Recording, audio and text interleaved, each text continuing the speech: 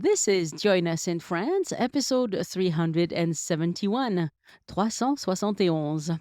Bonjour, I'm Annie Sargent, and Join Us in France is the podcast where we talk about France.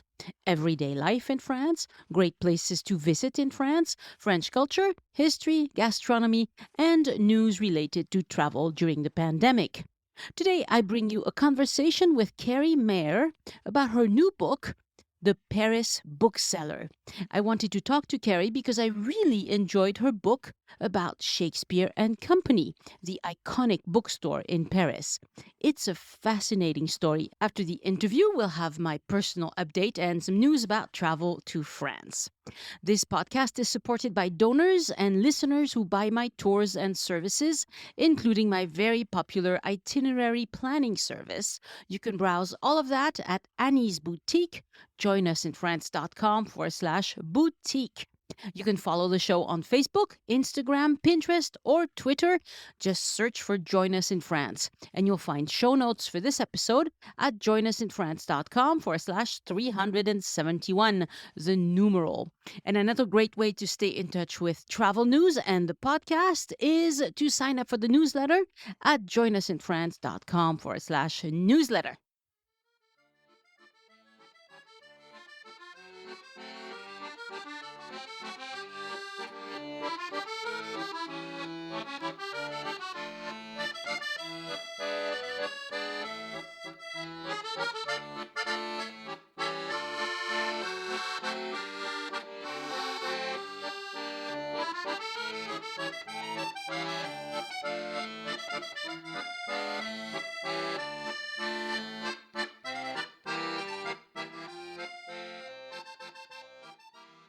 Bonjour, Keri Maher, and welcome to Join Us in France. Bonjour, and thank you so much for having me. I'm excited to be here. It's a pleasure to have you because your publisher sent me your book and I really loved it.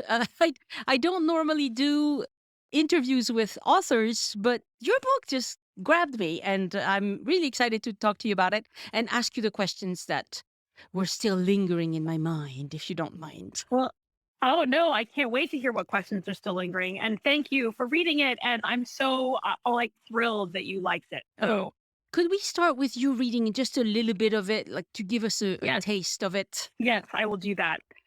It was hard not to feel that Paris was the place. Sylvia had been trying to get back for 15 years, ever since the Beach family had lived there when her father, Sylvester, was the pastor of the American church in the Latin Quarter. And she was a romantic teenager who couldn't get enough of Balzac or Cassoulet.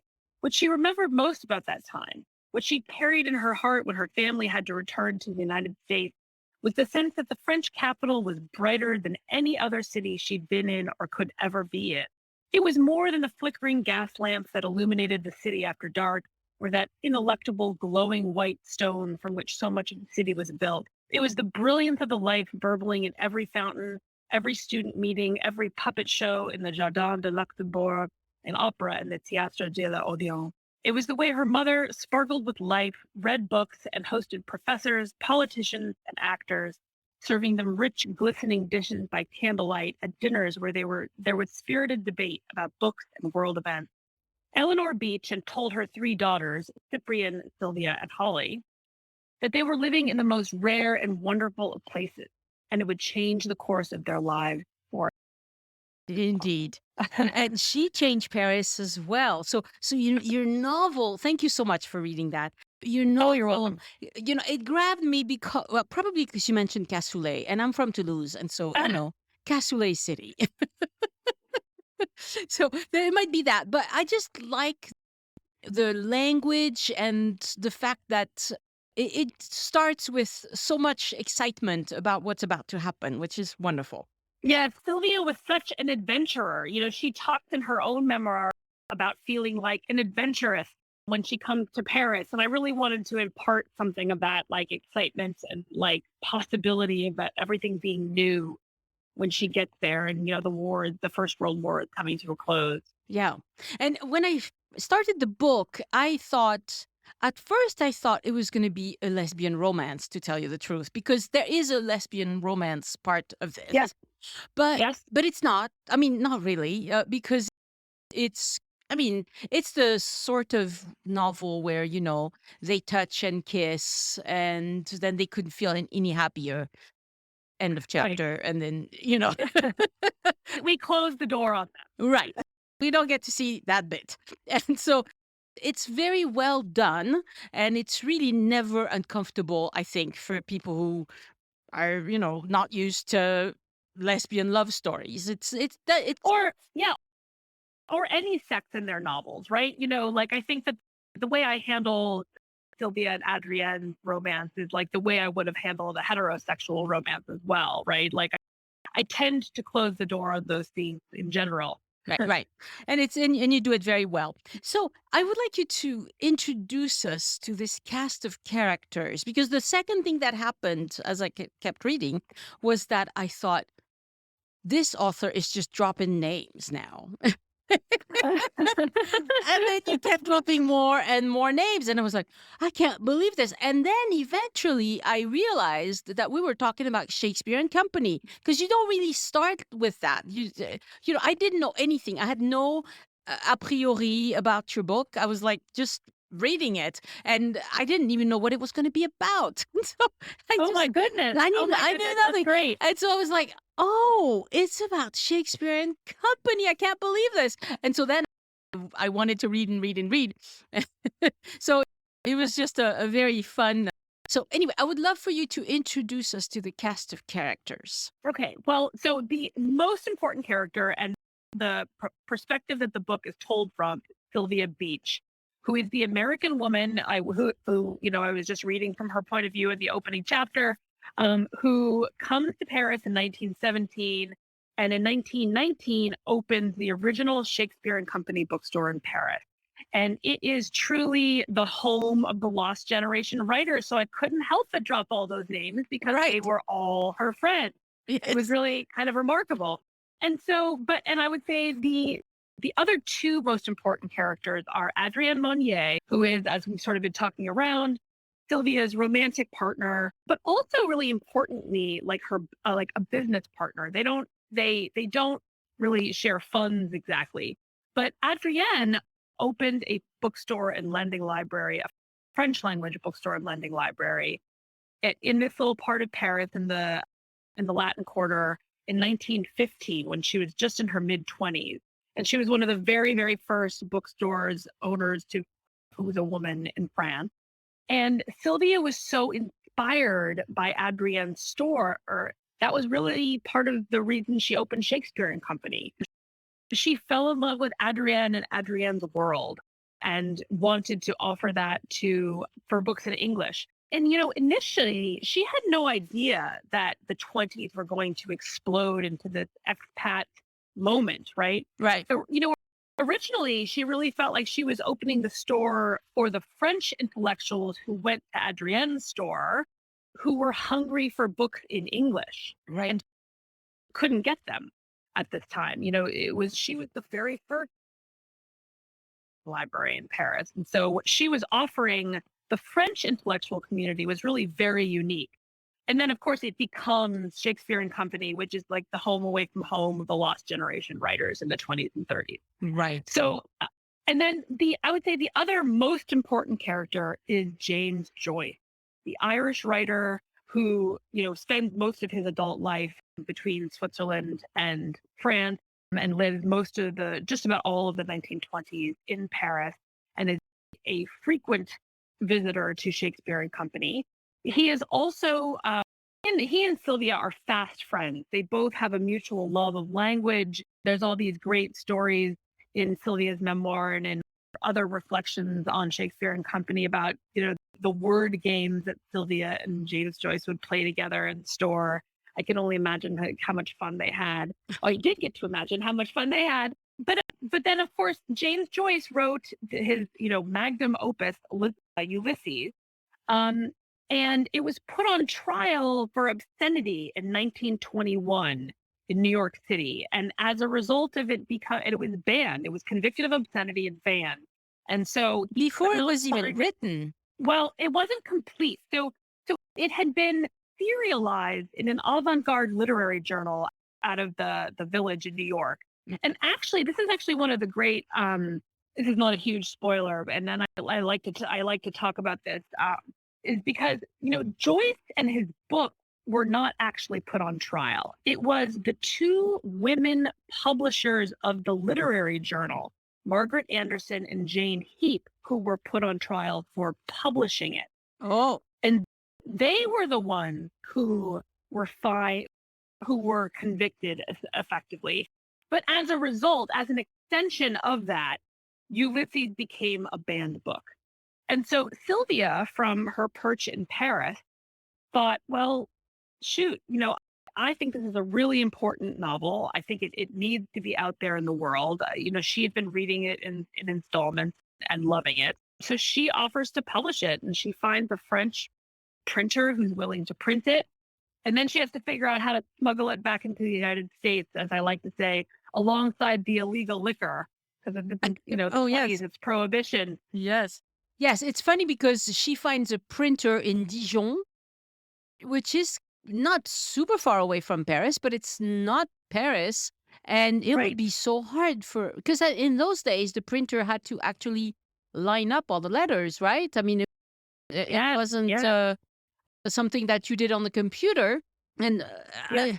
somebody whose English was not his language, it would have been really difficult, I think. Oh, yes. And, and again, this is in much more detail in the book, but Joyce actually also winds up writing a third of the book on the page proof. So after the printer in Dijon has already gone and gone through all the trouble of setting the type and everything, sends Sylvia the pages just for approval.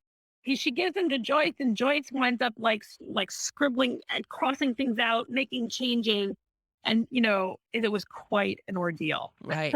And Adrienne, we've talked about Adrienne before, but she is really a mentor to Yes. Julia, and they're partners in life, but she's also her mentor, and she helps her find all she's actually the one who finds a place because she's thinking about moving her own shop, and she ends up discussing it with Sylvia. I think that's how it goes. And Sylvia says, yes, I that's it, I'm gonna open a bookstore. Right. Well, so yeah, so Adrienne, originally Shakespeare and Company is opened around the block from, this is one of those little known facts about Shakespeare and Company Paris. So, it's actually, it has had 3 locations and 2 owners in its lifetime. And if you go to Paris today and you go to the Shakespeare and Company bookstore that exists in Paris today, which is a magical and wonderful place with a wonderful history of its own, Mhm. that is not the original, nor is it in the location of either of Sylvia's 2 stores. Right. So Sylvia had 2 locations. The first one she was only in for 2 years, or maybe even 18. And it was on the Rue du Pitren, which was around the corner from Adrienne's store. Adrienne's store, which was called La Maison des Amis de Livre, and you have to excuse my French, literally. I do my best. So the House of the Friends of Book. So her store had always been located on the Rue de l'Odéon. And Right. so the Dupétren was around the corner. And so as soon as the opportunity for Sylvia to move her store across the street from Adrienne's on the Odéon came about, she did it immediately. And then in many ways, the 2 stores, the French language store and the English language store, almost functioned as one store. There was a great amount of cross-pollination of the customers in both, who went back and forth between both. And someone was looking for something, maybe Sylvia didn't have it, but Adrienne might, so it Right. really did function together. In fact, so I didn't realize that the name Dupuytren was the name of a famous French surgeon. Is that correct? Yeah. Yeah, and Oh, I didn't know that. yeah, and if you go to the Hôtel Dieu near the location right by Notre Dame, there's a Yes. statue. There's another statue of Dupuytren in the courtyard of the hospital, and the medical students always dress him up. So he's always That is got so funny. yeah, he's always got funny things on. So yeah, he's a famous guy, and so and l'Odéon obviously is the big not very far from there. So, yeah, so Right. it all takes place in the Latin Quarter. Well, it's kind of at the hinge between the Latin Quarter and the Saint-Germain-des-Prés. Yes. It's right there Right. but it's Yeah. a lovely area of Paris with a lot of bookstores. Actually, Yeah. Place de l'Odéon today is where there are still, is it La Rousse that's there or one of the other ones? Anyway, there's Yeah. massive, There are many. right. Yep. So a lot of the French publishers are in that area to this day. So it's an interesting place. And of course, this is a place where people read books, and French people, even today, read a lot of books. As a matter of fact, I find it difficult because I like to buy my books on Kindle. I got Mhm. converted to Kindle long ago. And It's a wonderful device. I read on Kindle a lot too. right. And the thing is, French books are often not available on Kindle. But what I have to do is I have to go to Amazon.com, the US site, and sometimes the publisher makes it available on Kindle in French on the US site, but not on the French site. Isn't that crazy? That is crazy. But anyway, That is bizarre. yeah. I'm sure your book will be well placed in all the bookstores. It'll be fine. I hope so. I hope Yeah. so. It has actually done. I mean, it has sold at a number of foreign markets as well. So that's really exciting. Yeah. It'll be out in Germany and Spain and Italy.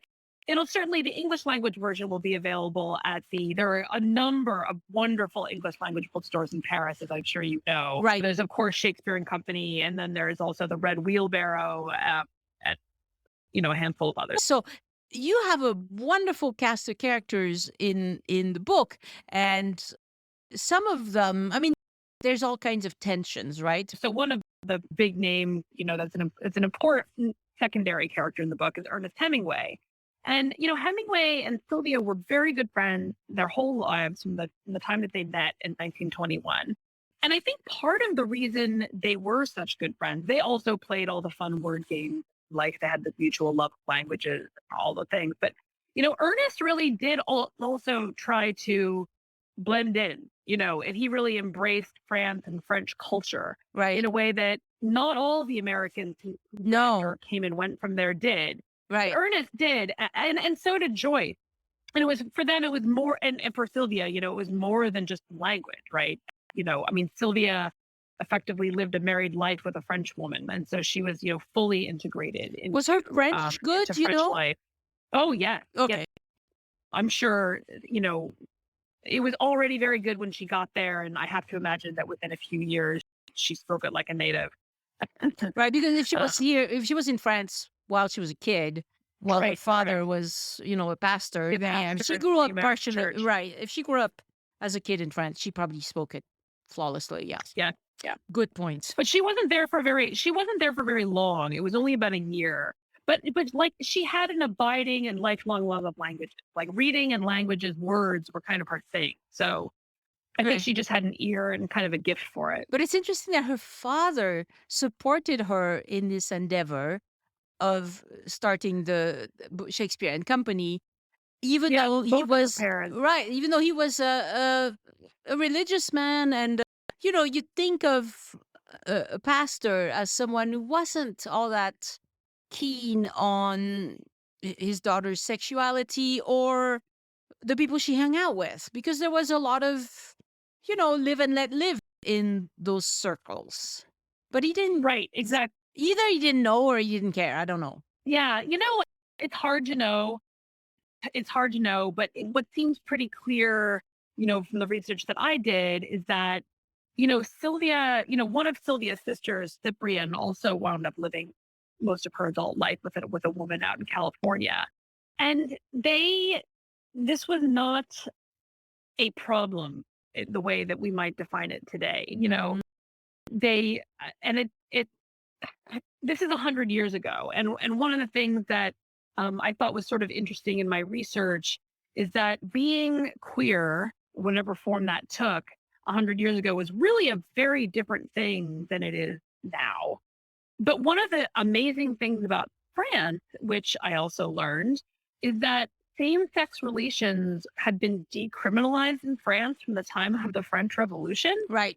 And so that made Paris a kind of safe haven for safe same-sex couples in the 20th century. Yes, the French Revolution, that's one of the things they did, yes. And they allowed divorce as well. And then, of course, then Napoleon reversed it. Both things, or I think so. I think so. Napoleon was not enlightened in many ways. no, no, he was not. It's true. Yeah, it's an interesting thing. So one thing that I was curious about is what's a lending library? Because I don't really know how they work. Well, so I think it's just a way of maybe saying not a free public library like they are in America. Okay. um, so Sylvia, it was a subscription library. So you would effectively take out a subscription to the library portion of her store, and then you would get to check out as many books as you wanted in the course of a year. And I think, I people would renew their memberships. And you can actually, and this is so cool. This is it's described a little bit more in my author's note, but so Sylvia left because her father was affiliated with Princeton University. She left all of her papers to Princeton University, including all of her library cards, where she kept records of what everybody checked out from Oh, the wow. library portion of Shakespeare and Company. And so, and they've digitized them all. And so you can go to the Shakespeare and Company project out of Princeton University, and you can search for any of these writers, Ernest Hemingway, James Joyce, Gertrude Stein, Ezra Pound, and find out what they checked out in any given year. And they also, not only have they like digitized the information, so like just the information will pop up for you, but also you can see a like scanned photo copy or picture of the actual card where Sylvia or one of her helpmeets in the store would have actually written down what that person checked out. It's Wow. really neat. Wow, Yeah. that's very cool. Gertrude Stein has some interesting interactions with the other people. First of all, I didn't realize that she never learned French. I learned that in your novel. No, I think she does know French, but she's Oh, just not integrated into French society in the same way that like Sylvia and Hemingway and Joyce all were. and it's crazy that even painters came to Shakespeare and Company. I mean, you mentioned Picasso coming by and different people. I mean, it's a who's who of, It really is. I mean, it was such a remarkable place for the 2 decades that it was open. It was really, I mean, like lightning in a bottle kind of amazing moment. It's we're so lucky that she thought to open the store and open her doors and her heart to all of these writers and other artists. So I must confess that I did not read Ulysses. That's okay. I think that's actually something I want to say out loud. You don't need to have read or even plan to ever read Ulysses to enjoy the Paris Bookseller. Oh, absolutely. Yeah, because one of the things she liked about it is that it was train of thought and that style of writing that I find very difficult to follow. But it was high art at the time. Exactly. But yeah, it's hard to read today. And the one thing that towards the end of the book, you mentioned the Great Gatsby, and that's the competitor to Ulysses. And I actually did read the Great Gatsby, and I was like, that book is like, why is it so famous? Because it's not that. I didn't love it as much. Yeah. Well, at least The Great Gatsby is short, right? Yeah. So, as compared to Ulysses, which is it's something of a doorstop. But I must admit, I do love The Great Gatsby. It's always been one of my favorite books. I'm actually due to reread this again, I think, sometime soon. I'd like to. It's been a long time since I've read it. The last go. But, I get it. Like, these books, they are 100 years old now, these books. So they are, no matter how well we feel like they hold up, they wouldn't be written the same way today. Right. Nick Carraway, Jay Gatsby, and Daisy Buchanan would all be handled differently now. Yeah. And really, one of the things that motivated Sylvia was she was just outraged at censorship. She just, Yeah. and she bit off a huge thing I'm not sure she really realized what she was getting into. No, she did not, and she's the first to admit that in her own memoir. Mm. She basically she's like, "I don't recommend that anyone go about publishing like I did." She wouldn't have traded it for anything in the world. It was another adventure for her, right? Like she met it with gusto and appetite and all the things, but she's the first to admit that it was not like she knew what she was doing. Right. She was learning it as she went along. Right. It Uh, reminded me of some of the people I've talked to who were self-published and who just had to learn all of these crafts. yes, This is a lot of stuff to learn it just is. to just It to is. get the book It is. out. And it was even more difficult back then. Yes, exactly. Yeah. Exactly. Yeah. She was everything. I mean, she was not just the publisher, right? She was on some level the editor. She was the promoter, the marketer.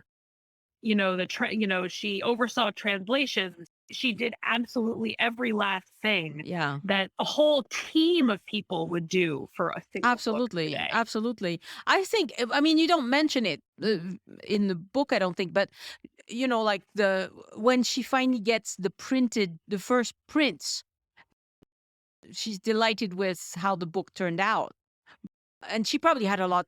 I mean, you don't describe her choosing paperweight and, you know, all of these things that you have to do when you're going to print a book. Maybe she left it to the printer to make those decisions, but it was I would love to see a first edition of Ulysses, you know. I think that the New York Public Library actually Ah, had some first editions. I don't know whether they're currently on the display or not. But I'm hoping that there might be some opportunities for people to see some of these first editions because we're going to be celebrating its 100th anniversary of Sylvia's edition of Ulysses in February of 2022. So mm, um, I think if there are going to be opportunities to see them, probably not hold them, but probably look at them right. behind a The glass. glass. It's coming up soon. That'd be a lot of fun. So one thing that surprised me a little bit in the dialogue. So your book has a lot of dialogue, and obviously you weren't there to record the dialogue. I assume nobody recorded Correct. dialogue. So So there's. I mean, it's it's historical fiction, right? Is that how you categorize it? yeah, Right. So, which is totally fine. I prefer that to There's some historians who are they would never make up dialogue because that's making things up. But right, but exactly. That's nonfiction. This is definitely fiction. right. But at one point, you have Pound saying, America is a shit place to be an artist these days. And maybe it was for a while. It changed. It's not that way Yeah. anymore.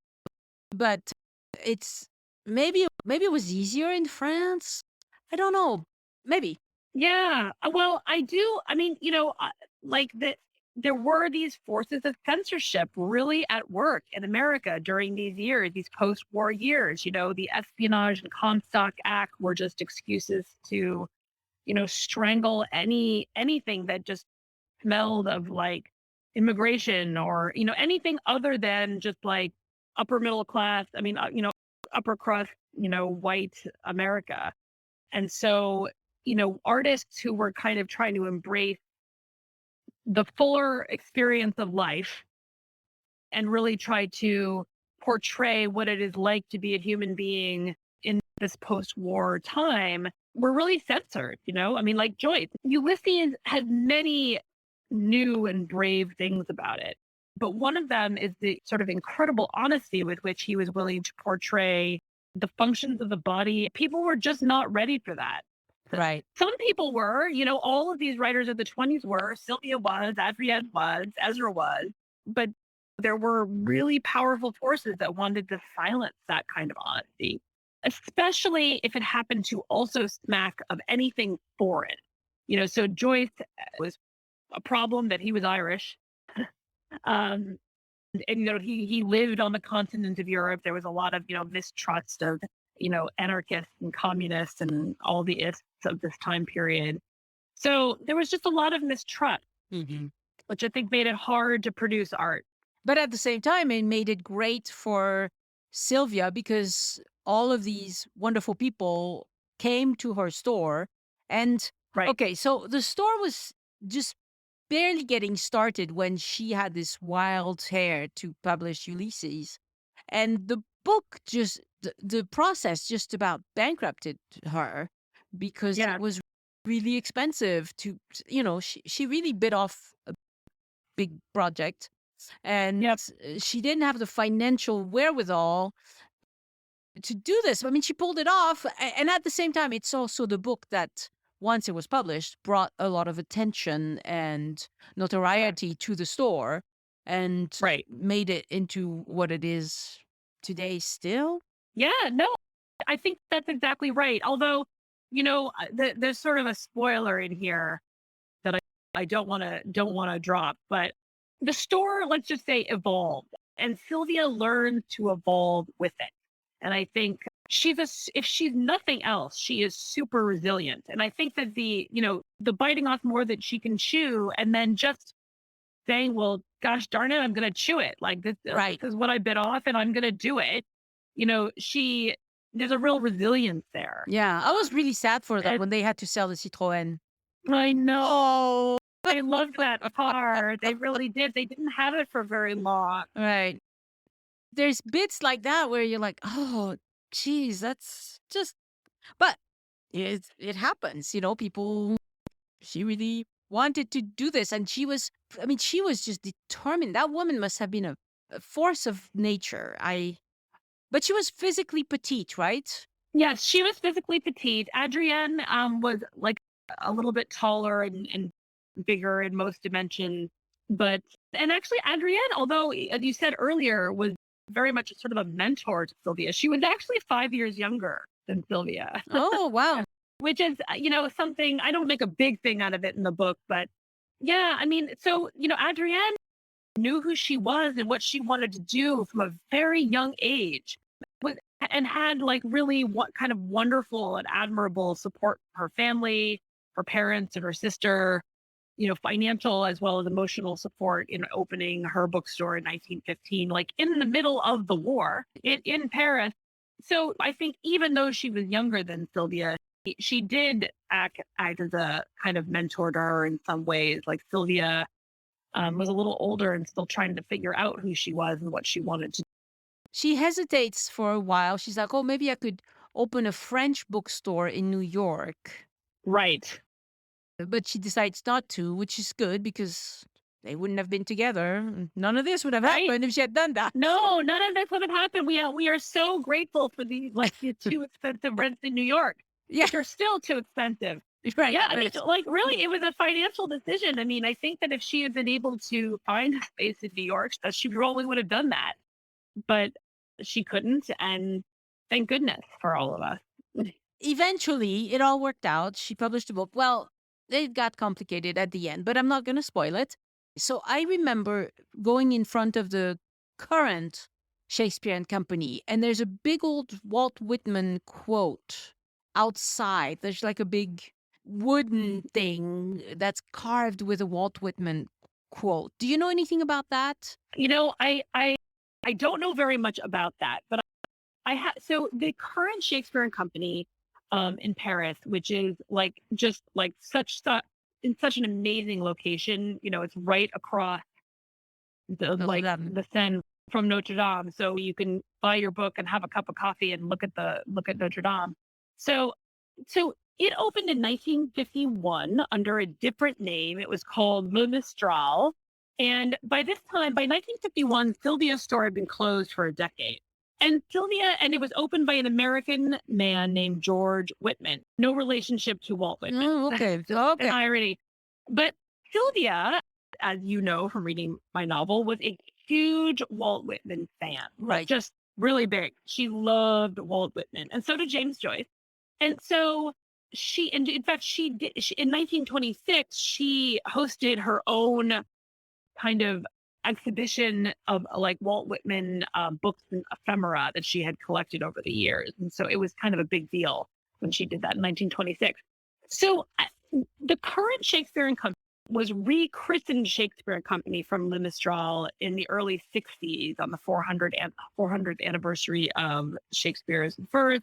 But it was also very much meant as an homage to Sylvia's original store. And so even though the Sylvia's original and the current Shakespeare and Company are not related, the current Shakespeare and Company is clearly aware of its own history and of its name, right? Hmm. And so, there are, if you go inside, there are plaques and other, and pictures of Sylvia and the original store.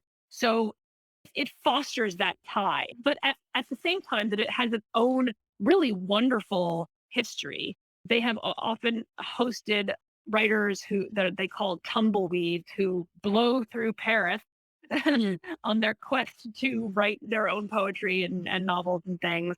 And some of those tumbleweeds actually work in the store.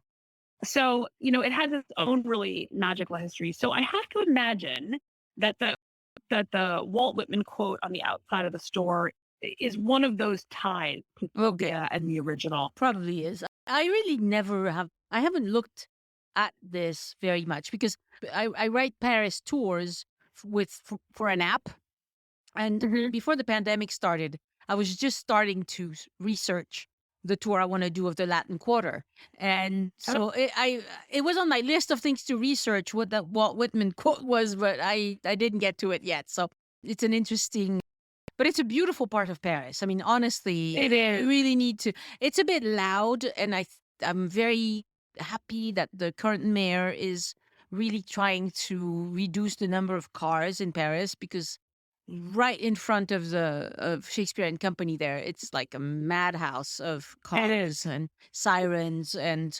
because there's a big legal, what do you call it? La Préfecture de Paris is across there, and so you always have cop cars coming and going. It's just loud. Oh, I didn't realize that. Yeah, Goodness. it's very loud, and so it's going to be much nicer 10 years from now when they don't let so many cars through there. I would love that. Yeah, they're doing a lot Yeah. of tunneling under Paris. It's a huge mess, obviously, but hopefully it'll relieve some of the traffic that's there today. And yeah, that's complicated, making Yeah. everybody's life complicated. I did get to go there in 2019 before the world shut down. I was doing the early stages of research for my book. And so I got to walk around all these places. And it was just amazing. Are you a Francophile, or what gave you the idea to develop this?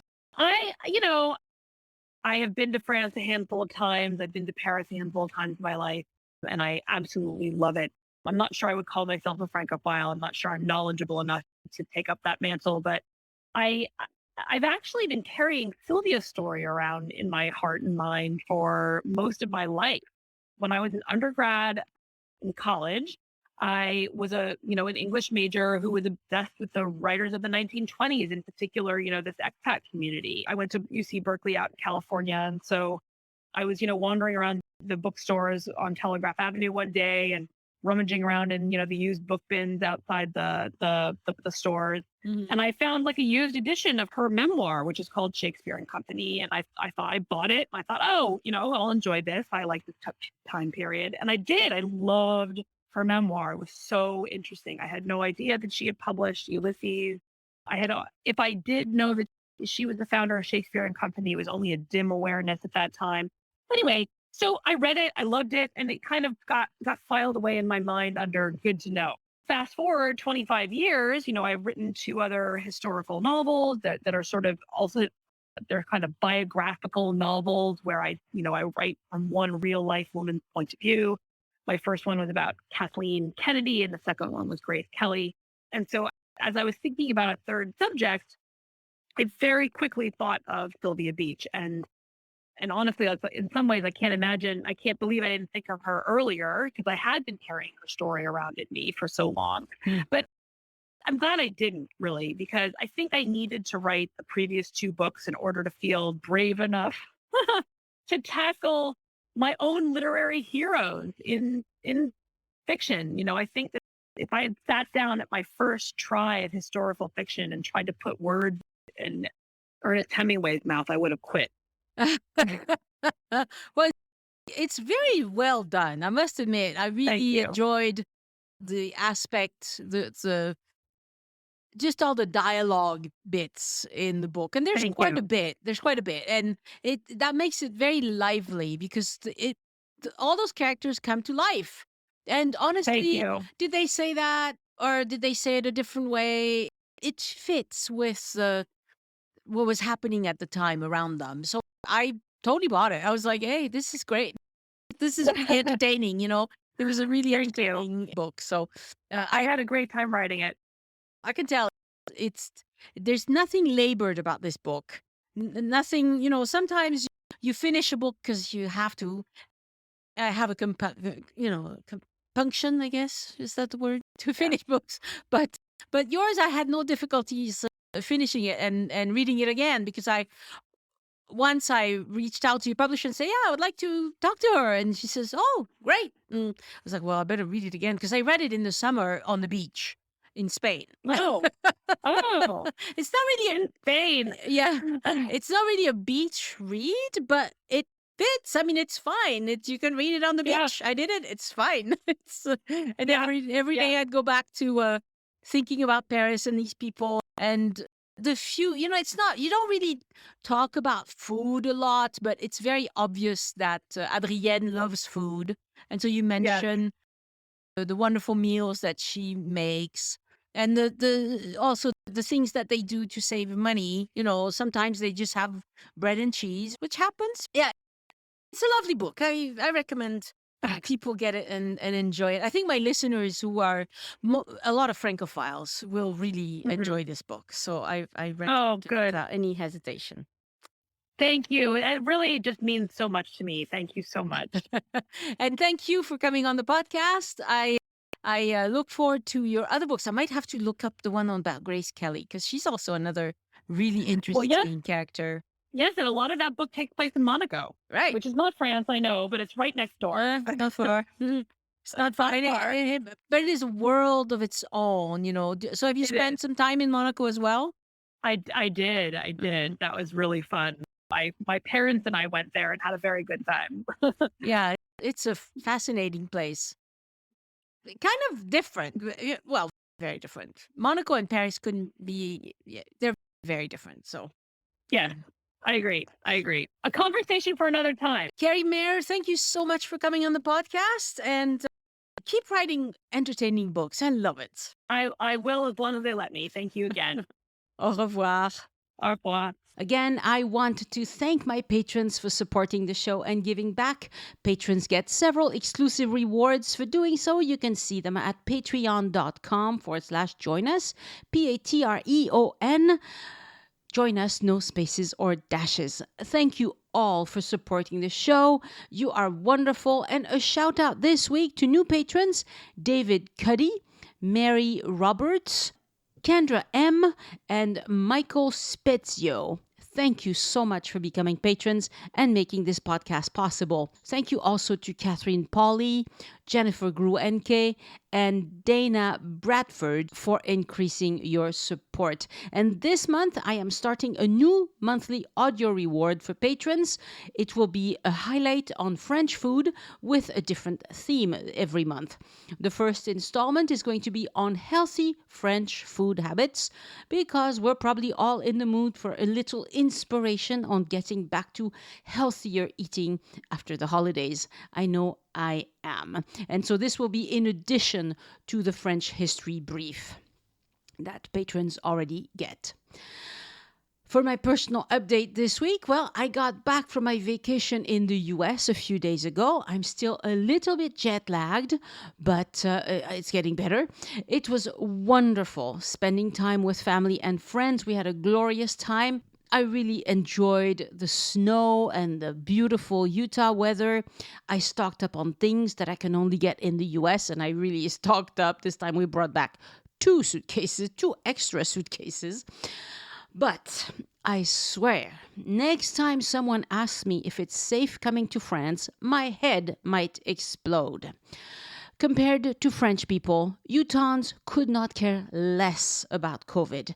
I know Utah is not all of America, but I've been told that what I experienced in Utah is par for the course in a lot of other states as well.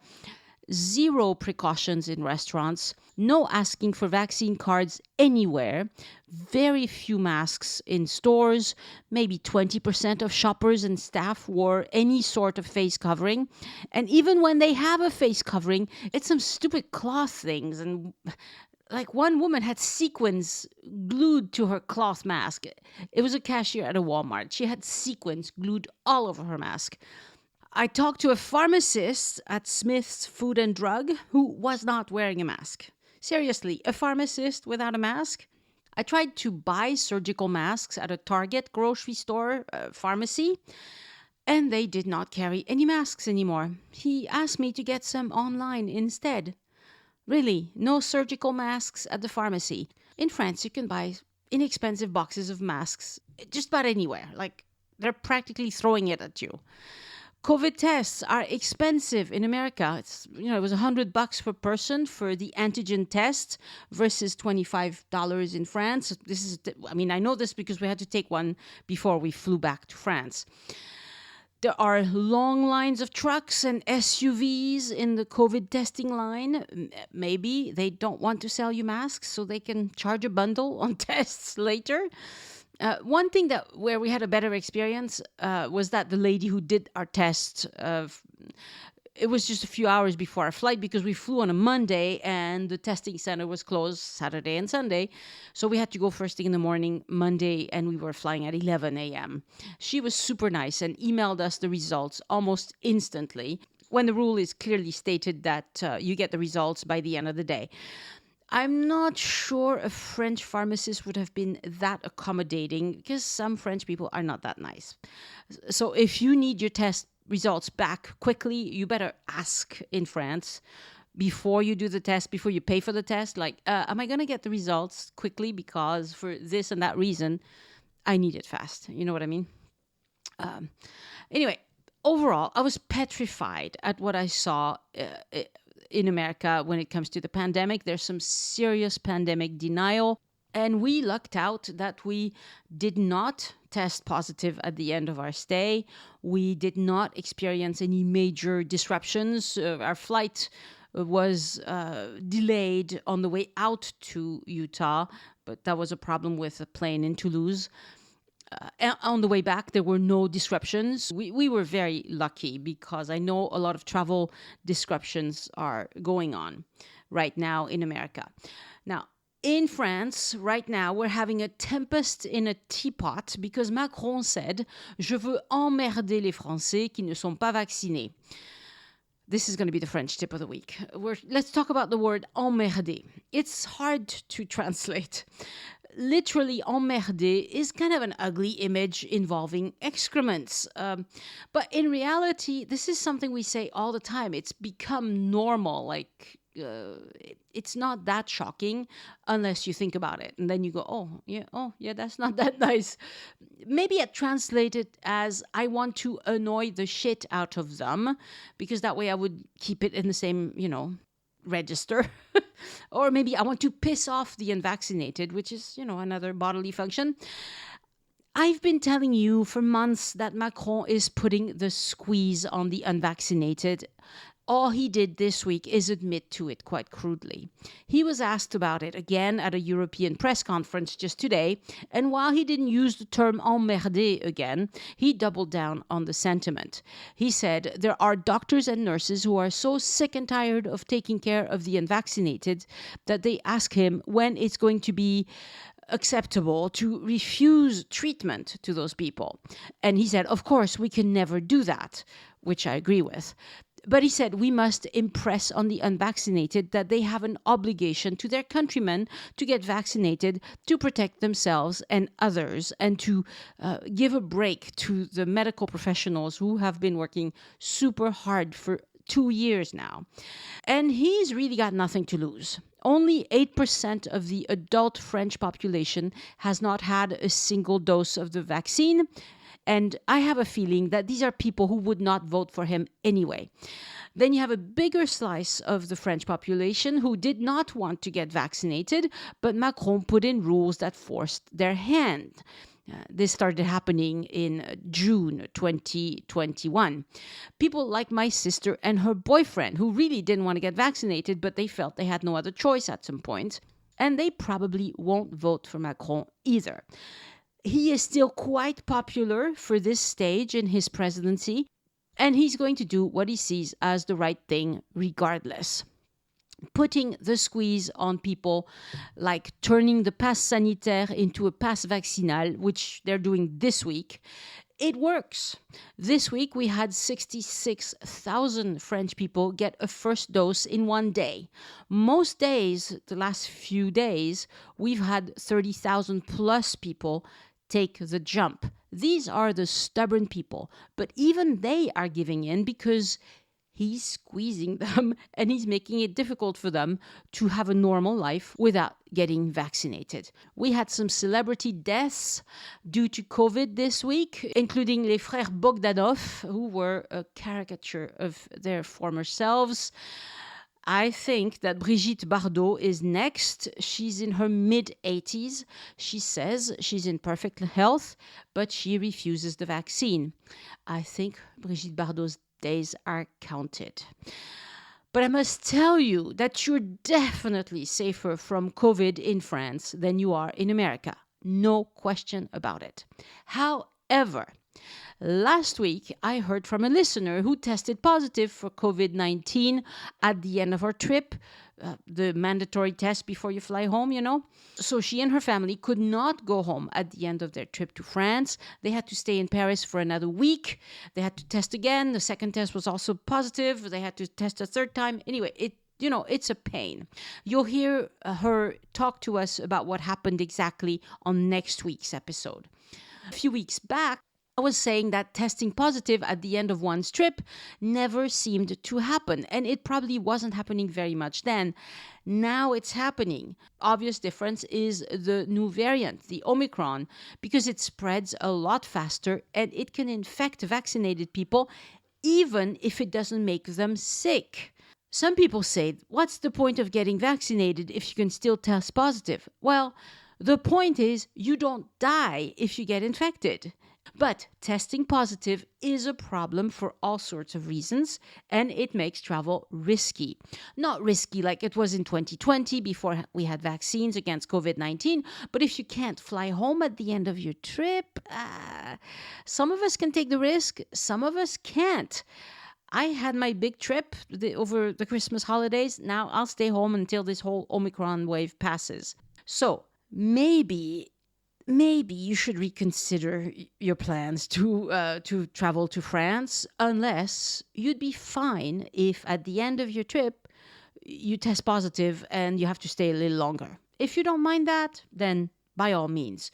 But if that's a big problem for you, think about it and maybe delay your trip for a while.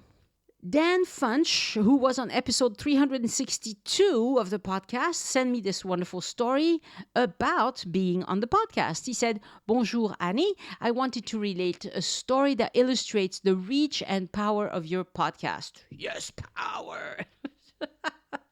A Dutch listener of yours heard the interview you did with me tracing my grandfather's World War I service. The listener tracked me down, contacted me, and related that he was writing a book on the field hospital where my grandfather served during the Meuse-Argonne offensive of 1918. He had done a great deal of research and had lots of material about my grandfather that I had never been aware of. However, he had no photographs of the hospital or its staff, and I was able to share my grandfather's photos with him. Some of these confirmed information he had deduced from his own research. Others corrected his understanding of the written accounts he had unearthed. We've maintained a correspondence and continue to chat weekly. So, as a consequence of that podcast episode, a new friendship has been made that has benefited us both. It just goes to show that we don't really know the effect our efforts produce. And then he wishes me a happy, healthy, and prosperous 2022. And so do I to all of you listening. And yes, I am delighted to hear that people make connections as a result of this podcast. I've certainly made a ton of connections with wonderful people as a result of making this podcast. And I am grateful for that. Show notes for this episode are on joinusinfrance.com/371, where you can see a recap of what we've discussed with Keri Maher, and I will be adding full transcripts of the podcast to many episodes going forward. It will make search on the website a lot easier, and it will provide access to those who are deaf or hard of hearing. If you enjoy the show, introduce a friend to the podcast and tell them why you listen. You are my only marketing plan, folks. And seeing that I'm not that great at social media, it matters a lot. Next week on the podcast, a trip report with Anne Gauthier about her Seine River cruise. It was a great conversation with her. I think you'll enjoy hearing about that cruise. Send questions or feedback to Annie@joinusinfrance.com. Thank you so much for listening, and I hope you join me next time so we can look around France together. Au revoir. The Join Us in France travel podcast is written, hosted, and produced by Annie Sargent and copyright 2021 by Addicted to France.